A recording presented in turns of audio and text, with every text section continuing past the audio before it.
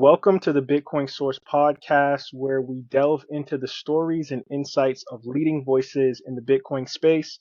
I'm your host, Daru, and today we have a special guest who brings a unique perspective to the world of Bitcoin and business. Joining us today is Tania, a tennis champion player turned business and marketing expert, hailing from the beautiful country of Costa Rica. Tania is currently spearheading marketing and business development at Azteco. We're thrilled to have her share her journey and insights with us today. Welcome to the show, Tania. Thank you so much, Daru. I really appreciate it, and I'm super excited to be here. Likewise. So, this is your first time here, so let's kind of get into your background and upbringing. So, Tania, you grew up in Costa Rica, a beautiful and vibrant country with a rich culture. Can you share how your upbringing there influenced your personal and professional life? Yeah, so Costa Rica has a lot of beautiful things, like you mentioned.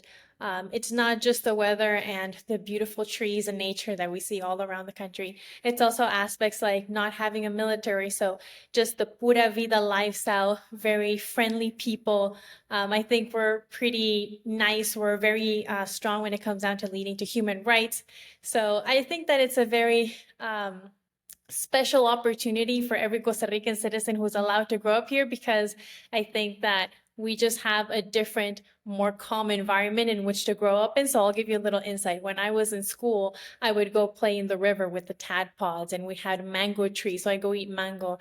We even have something here called water apples, right? It's called manzana agua, water apples. So I'd go eat those, and it's you go back to class, and it's a very particular experience. So I think that everyone who's born here is very special for sure.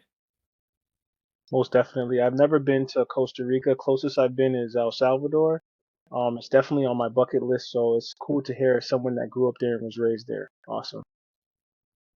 So, Tania, I want to talk about something that I feel people probably know about you, but when I was digging into the research, I was like, wow, this is incredible. I definitely have to talk about this, which is your passion for tennis. So of course, transitioning from your upbringing, you also became this champion tennis player. What drew you to tennis, and how has the discipline of sports shaped your approach to business and marketing? Yes, so I actually started out in gymnastics ever since I have memory of being alive. This was thanks to my grandfather. He was a doctor, and so he thought that it would be really good for me to like learn how to properly coordinate my body and so on. And gymnastics really helped with that. So by 7 years old, I actually became gymnast national champion, because I was very passionate for gymnastics. It's all I ever wanted to do. And then around 7 years old, he said, no, it's very dangerous. You can get some back injuries or injuries in general. He was like, let's move her out of that. So that's how my parents put me in a sports camp, because, well, I was a very active person. And that's where I found tennis. I remember that I heard laughter and I went that direction, and that's where the tennis courts were. So for me, ever since the very, very beginning, it was always something that brought me a lot of happiness, and I associated with having a good time. And I became an athlete ever since that moment. And then after doing high intensity for many years, at the end of my career, I went to play a tournament in Martinica where I won a professional doubles championship. Well, not the champion, sorry. I won the doubles match. And then that was kind of like my first WTA points, which was a very big deal for me, because of like going from zero to professional tennis player officially, let's say. So all of the process that took me to kind of go there to being where I am today is something that is very difficult to explain. I asked a lot of people how difficult it would be, and they said it would be very difficult, but I never imagined how difficult and how much it can entail, because you're 7, so you don't really understand. I just want to take the opportunity to thank my parents, because they were a very big influence in helping me actually go through the process. I think that doing it alone is impossible. You need a village to kind of get there. So thank you to my parents, thank you to my father, who was my coach, and thank you to all of my other coaches who also supported, and the people who were there for me. All those years of waking up at 4:30 a.m. to go play tennis and become the person who I am today, playing men's tournaments, so on and so forth, really shaped me as a human being. So I am very thankful. What is this archaic system? Mother's maiden name? Leibowitz? You're telling me this guy is how things get verified. That's my job. I'm just saying, you shouldn't have to buy $10 worth of gum if you just want 79 cents worth of gum. Why do you get charged your money to take your money from your account? And if you're out of money, they charge you for being out of money? What? An overseas transfer takes 5 days? Business days. Why? What are they using? A Zeppelin? I deposited the check Monday. But Monday was a bank holiday. Why is this the way it is? A bank holiday? This system What's a bank holiday? makes no sense. This makes no sense. Who designed this system? Now, Is this really the best we can do? hello? Don't we deserve better?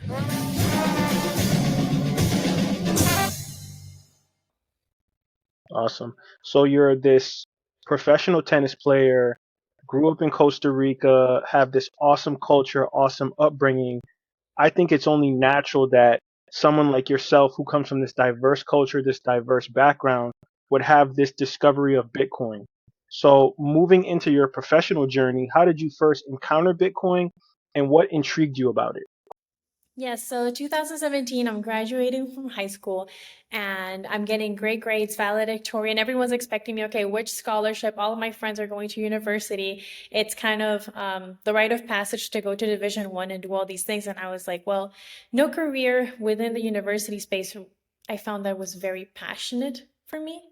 And so 2017, the ICO boom comes to light, and that's when I first hear about Bitcoin. And so for me, that was the moment that not only did I learn about this, but I understood that that was what I was most and truly passionate about. And so when I told my parents that this is what I really wanted to do, they were all for it. They were really excited for me. And that's how the entire transition to working with Bitcoin. I like yourself, think that it is very natural for someone like myself to have fallen into Bitcoin because much of everything that Bitcoin encompasses for like dignity and freedom and all these things are very similar to other aspects of what I've encountered in my life, not just as an athlete, but growing up in the country that I did and so on. It really embraces this new technology. And so I thought that this was almost at the time the natural way to go. Of course, in the ICO boom, there were a lot of negative news surrounding it, but I think I was mature enough to see a little bit through the bad press that was being made around cryptocurrencies in general. And I said, no, I think that Bitcoin really did just make something different out of an ecosystem that now is essentially going through its hurdles. Most definitely. And the discovery of Bitcoin is always interesting to me, just as a podcaster, as someone that's entrenched into this ecosystem, because, coming from a diverse background myself, my mom being born in the Caribbean, my dad being born in Africa, I got to like hop around to different countries and see how important having generational wealth is, having a sovereign money that you can actually use, and is having this circular economy amongst your community, whether it's selling fruits at the market or purchasing your first car. Like Bitcoin really encapsulates a lot of those processes once you really pull back the layers of exactly why this is going to be a paradigm shifting technology for not only people in Central America, but across the globe if they're willing to embrace it. So I'm hearing your discovery, Tania, is always like an awesome thing to hear and to share with my audience. So, funny stories, and I want to talk about your role at Azteco, but before I get into that, so I was in El Salvador and we were at some like Bitcoin event and I was hanging out and I bumped into um, Aiken Fernandez, and we kind of really hit it off. We talked for like maybe 30, 40 minutes, and he was like, yeah, reach out to Azteco. We have a lot of like vouchers. It probably could help you with your podcast. And it's so crazy that I end up speaking to someone that works for his team, which is yourself. And I want to talk about like your role at Azteco. So you're currently involved in the marketing and business development at Azteco, I think in particular for the Latin American sector. Could you explain what Azteco does and what your role entails? Yes, absolutely. So Azteco is the easiest way to get Bitcoin. And the reason why we think that Azteco will help reach the next billion users is because what we do is that we have QR codes, which is something anyone can use in order to get Bitcoin. So you can go to a store, pay by cash, and then grab your phone, scan a QR code, and then get your Bitcoin. I think that that is something very, very important Azteco is doing. I think that trying to explain to people why a technology is so great, almost like when Nikola Tesla was kind of explaining why electricity can go ahead and change the world, is not why the a 4-year-old can turn on and off the light switch, right? It's just simple. It's 2 steps. And I think that by Azteco have a program this technology into such a way that anyone, regardless of what part of the world they are in, what technological, let's say, stages they're at of how much they can understand, anyone can scan a QR code, anyone can have Bitcoin accessible. And you don't have to understand anything about Bitcoin. You just have it on your phone. And that's something really important. A piece of information that we always bring up at Azteco is 1.7 billion people on the planet don't have a bank account, but 1 billion of those people does have a phone. And that is something where we can immediately bank a lot of people who currently, for whatever reason, just can't access the traditional banking or third-party systems. And through Bitcoin, we can immediately integrate them into this new technology. Now, what is my role at Azteco? Everything to do with Latin America, basically. In countries like Mexico, we're currently trying to help people see why paying by cash is so important. About 80% of all transactions in Mexico from $30 or less are done in cash. So this is a very strong cash system-based society where now they could use Bitcoin and interchange it with their cash or pay by cash. And this is something very exciting and opportunist for us. They can go and pay by cash in stores like Soriana. They can go to stores like Walmart, 7-Eleven, farmacias, which are pharmacies del ahorro, savings, many, many different options. Very exciting. We also have countries like Brazil, the biggest market in Latin America. It is absolutely huge. I think maybe 60% of the market. People have always, in Brazil, been very receptive to the technology of Bitcoin, and I think that's really great. So always mentioning Brazil because for some reason they always seem to be ahead. So the rest of Latin America, we need to catch up for sure. But then we also have countries like you mentioned, El Salvador or Argentina, that have been very positive when it comes down to regulation. So Brazil, for example, they had their ETF launch even prior to the US. Like I mentioned, they're always ahead. But we do have El Salvador, who now has it as legal tender, and in Argentina, where they're basically saying you can use cryptocurrency, smart contracts, and so on. But more importantly, Bitcoin. So I think that all of these things kind of put together are really important. And what I'm most focused on is making sure that in convenience stores, retail stores, supermarkets, anyone can go buy an Azteco voucher, pay by cash, and that's all. Yeah, there's a couple points I want to hit there. The first thing is that you mentioned talking about the vacillation between how many people don't have a bank account and how many people have a mobile cell phone. And I know that you've interviewed a few people that are really good friends of mine. One of them happens to be Katatsu, who's the founder of Manchancora, which is exactly what you were talking about. And he is just such an amazing human being. And I love that you interviewed him and had a conversation with him about some of the innovations that he's trying to create. The second thing is when you talked about actually being in control of making sure that they get into convenience stores and the vouchers and stuff. It reminds me, being a first generation American to this country, my parents were immigrants. It reminds me of back in the days when you had to go to the bodega or to the corner store to get a phone card to call your family across seas. And anytime I look at like Azteco's like voucher system, even from the coloring, the way the letters are set up, it just reminds me of those old school phone cards. So I just wanted to say that on air. Like, I just think it's awesome and I love it. Really appreciate it. Thank you so much. And on behalf of Akin, I'm sure he's also very excited to hear it from you. So, what are some of the unique challenges and opportunities when marketing Bitcoin services in those Latin American countries? Because I'll give you a little tidbit. So I went to El Salvador for the Adopting Bitcoin Conference 2023. You know, I had my Bitcoiner lens on, so I was like in San Salvador for a few days. And there were definitely a lot of places that accepted Bitcoin as like legal currency. But then there were some people that did not want to take Bitcoin at all. They just wanted US dollars. And then when I actually got to Bitcoin Beach, it was like a complete overhaul. Like everything was Bitcoin. Everybody was focused on Bitcoin, wanted Bitcoin. So like, is there any challenges outside of El Salvador or Costa Rica that you found marketing Bitcoin services to people in those regions? Yes, it's actually very interesting. So each part of the population has its own challenges and advantages. So let's just break down first El Salvador. Like you saw, Bitcoin Beach, a lot of tourism. And if you tell anyone who's in the tourism business, hey, if you start accepting Bitcoin, your tourism business is going to double, then they're like, get me started, right? Yep. It's not going to be a difficult conversation whatsoever. However, if you go back to now, let's say San Salvador, and you're speaking to someone who has never been taught what Bitcoin is, they have no idea what the technology is about. They do a Google search and all they see is bad press, or they maybe have a friend or they know someone who had a bad experience with something that maybe wasn't necessarily Bitcoin, but they think is the same thing as Bitcoin, right? It's confused and they don't understand what a Ponzi scheme might be. They don't have a lot of understanding. They just know they have maybe, let's say, a regular job and they haven't been involved. And then suddenly it's like, oh, let me sell you this product. That's kind of how they see it. Like, let me sell you this product. They're like, no, I don't want to be sold any products. They don't really know or understand what the conversation is actually about. I think that most people who are, let's say, unquotes, evangelized, right? That you actually explain it to them and they understand, they don't say no, because who doesn't want to have more freedoms and just rights in the digital space? Everyone, right? So it's not a difficult conversation when you actually want to have it with people. It's just how you communicate with them and kind of meeting people where they are, right? You don't understand if they were stressed at work or what's their personal life like. And if you don't actually look at the person as a human being, but instead almost like just someone who's there to kind of help you just spend your Bitcoin, then you might have a more difficult conversation. So now jumping out of El Salvador, a lot of people who come from different countries have had different press, right?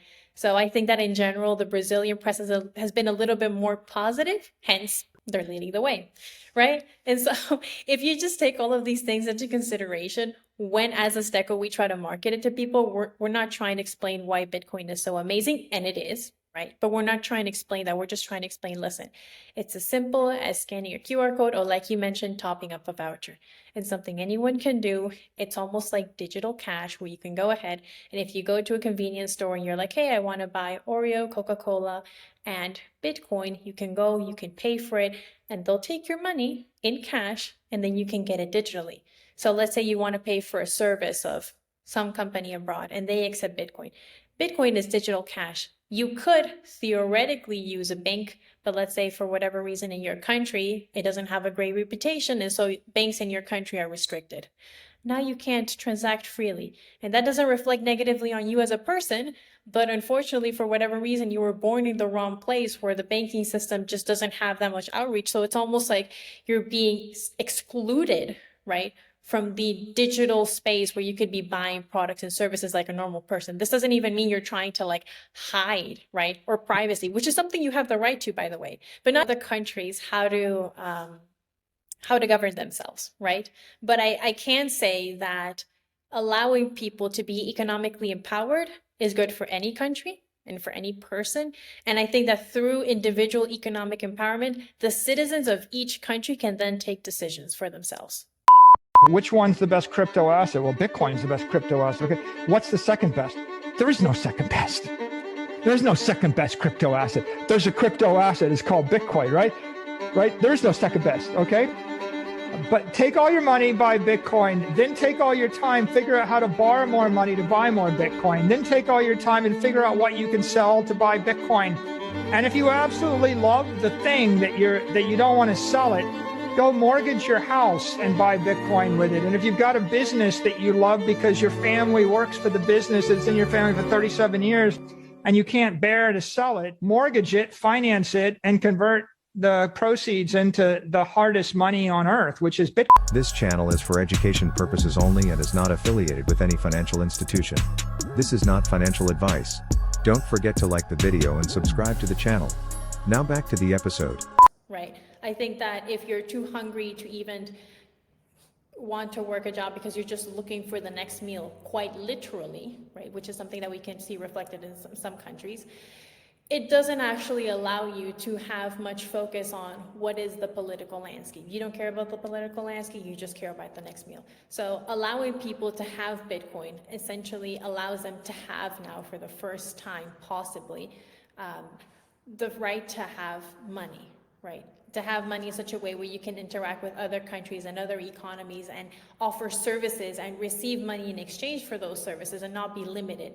So it is something that can truly transform not just countries who are in need, but also countries who want to develop faster, right?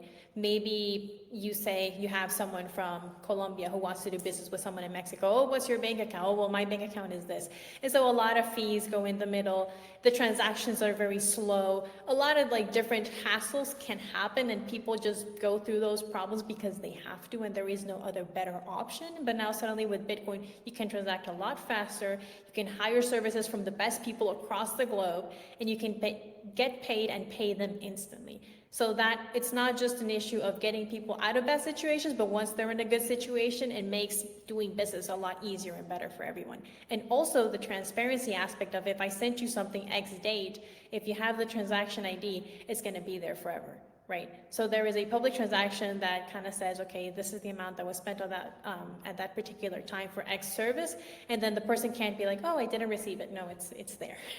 So it also helps with those aspects of transparency as well, which are important for an accounting perspective. 100%. And, there's all these different strategies for adoption. There's educating people, there's social media, there is just getting boots on the ground, orange filling people. So, like, what strategies have you found most effective in promoting Bitcoin adoption among those diverse demographics in the Latin American countries? I wouldn't say that there's one that works better than other. I think that it's just the message you're trying to take across, which is most important, right? I think that making sure that people understand they don't have to understand every aspect of Bitcoin. It's not a class, okay? You don't have to sit down and learn anything. It's just open up your phone, it's on an app, scan a QR code, send it to your friends or receive it, get it paid instantly. That's what they really have to understand. It's just, I don't have to look into the technicality of it. I know I just open my box, it's an iPhone, I turn it on, and then it's ready to go. And if you had an Android phone, you know it's a phone, you know how to use it. If it's topping up a voucher, you know how to top up a voucher because it's like topping up a phone. If it's a QR code, you know, you scan it. It's kind of keeping it at that level and making sure that you don't have to understand how to use the chair. You just sit on it, right? It's just like any other chair. So when you can really break it down to that level, I think that's the most important. It's when you have to have people try to process and understand what it is as if it was some new type of technology. That's when you start to lose people because they don't want to learn about new things. They just want to use them. So if you can focus on the use cases and speak about, we have a lot of stories on our Azteco website, by the way, how different people in different countries have used it to save, send, and spend, right? Specifically on their cases and how it's done a good service to their life. That's how other people say, oh, that's me. I could use that.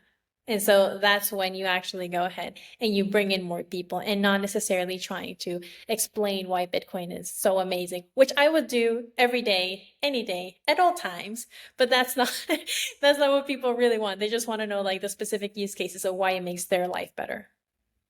Yeah, and Akin, I spoke to him like I said before, and he's such a smart guy, and I asked him, and I'm going to ask you as well about like the future outlook of Azteco, and he said something that was really instrumental to me, which was his goal is to make Bitcoin be boring and very simple.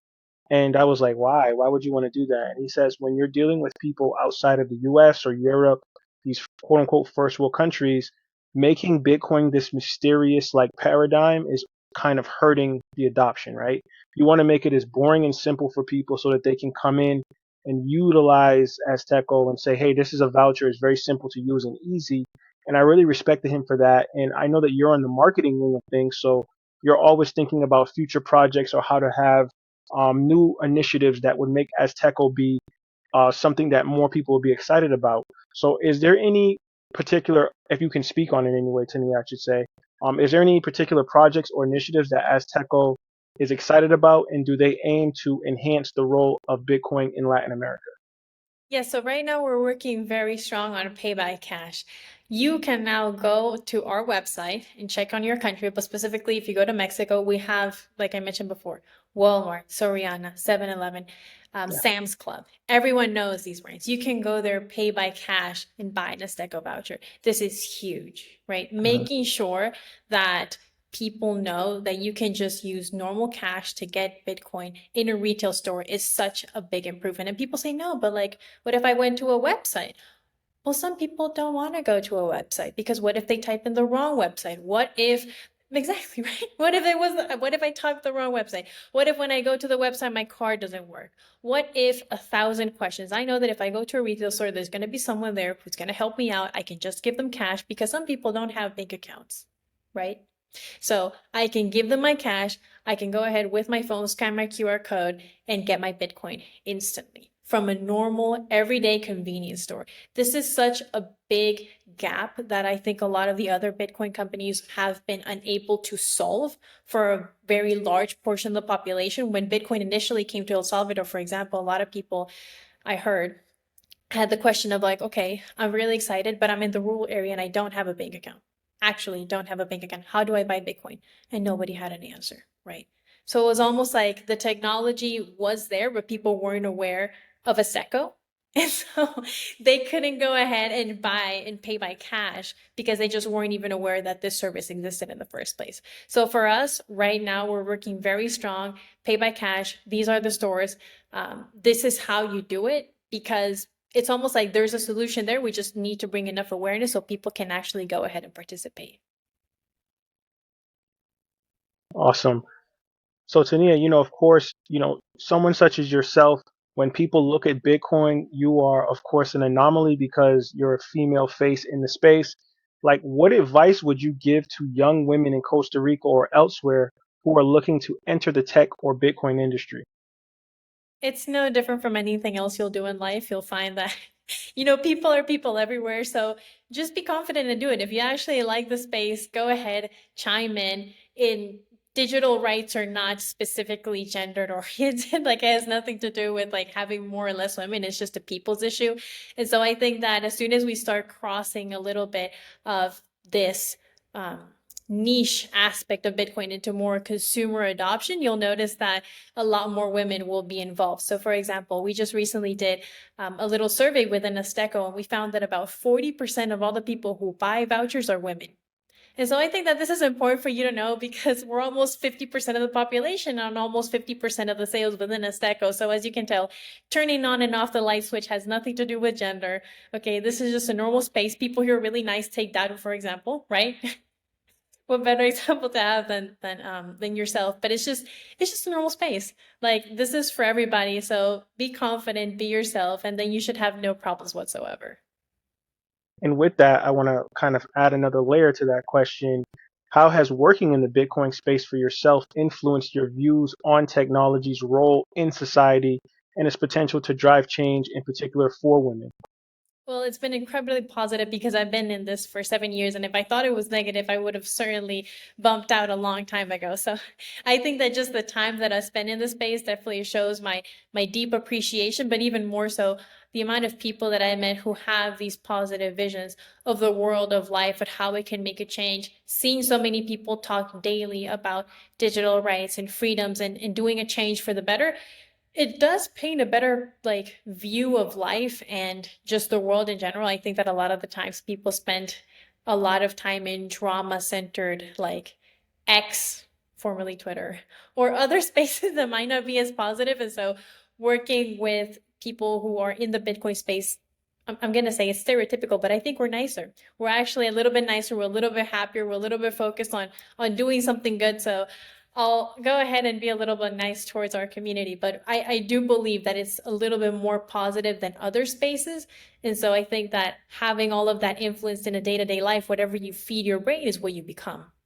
And so that's why I think it was really important for me to find something that I was passionate about. And I think that this is something I can be happily passionate about for a lot of years to come. Awesome answer. And I hope that really empowers a lot of the females out there that are curious about Bitcoin or just getting into the tech space in general. And what I find beautiful is that I've watched some of your interviews. You've interviewed a lot of my favorite women in the space, Marcella Rain being one of them, Bitcoin.us founder.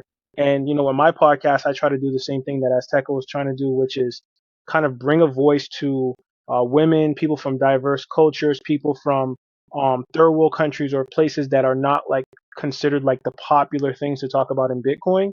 And when I saw your story on Azteco, because you guys had a series of different people, I watched your little 5-minute story and I was like, I have to talk to this lady. I haven't spoke to anybody from Costa Rica. I think that she has an incredible story and I'd love to get her on the show. And this was a while ago, right? Like, so it's kind of crazy how things manifest themselves into the way that you want it to work. But, with my closing remarks, Tina, I just want to tell you that this was an awesome conversation. I hope that this inspires people across the globe, people in Costa Rica, to see that they have their champion tennis player, now a Bitcoiner, trying to help market and push this to the world. So I'm truly grateful and thankful for you. Thank you so much, Dadu. I really appreciate it. And I'm sure we'll be seeing each other very soon. Yes, most likely. Um, and for my audience, if you guys and gals found this experience and insight very rewarding like I did, please do not forget to subscribe, like the video, send a comment on this on the description channel. Please tell me what you think about this interview. Um, there's always ways to find Azteco. I will leave that in the description so you guys can sign up for Azteco, get vouchers, help your people out that live outside of the U.S. And before I go, I just want to thank everybody for tuning into the Bitcoin Source, a Bitcoin conversation. Tania, thank you. Forever grateful. Have a good one.